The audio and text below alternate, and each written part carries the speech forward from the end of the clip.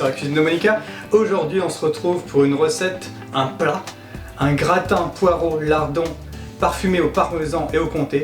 Franchement une recette très facile à faire et parfait pour la saison, il faut quand même penser à notre ventre. Découvrons tout de suite les ingrédients pour cette recette.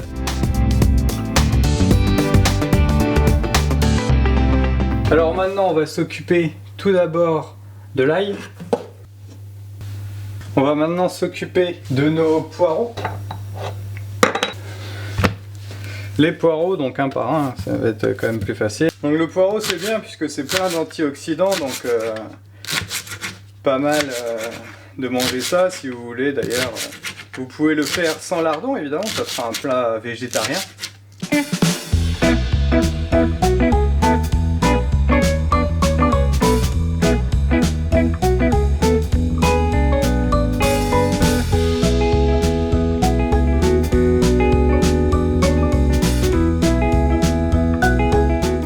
Ça sent vraiment bon, hein.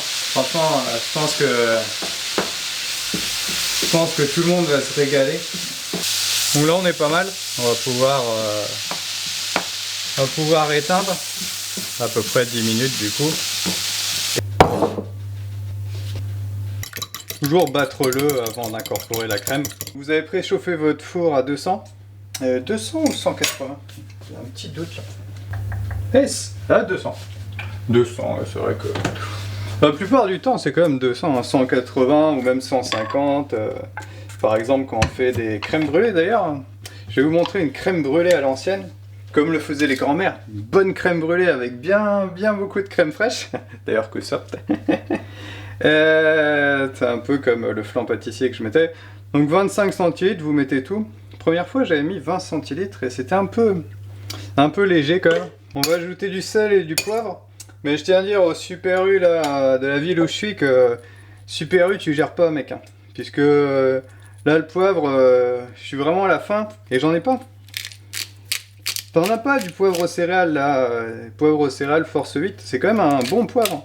Ce poivre là, hier le rayon était vide, il faut que tu bosses bien quand même. Cuisson assez rapide, donc en fait... ce repas peut être fait très rapidement. Plat à gratin, les dimensions sont indiquées directement sur la vidéo. Vous verrez. Donc nous allons ajouter notre crème.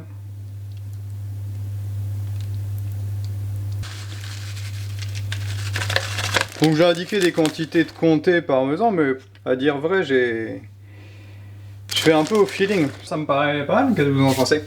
Vous enfournez à 200 degrés pendant 18 minutes environ. Voilà, la première fois j'ai mis 18 minutes, c'était parfait.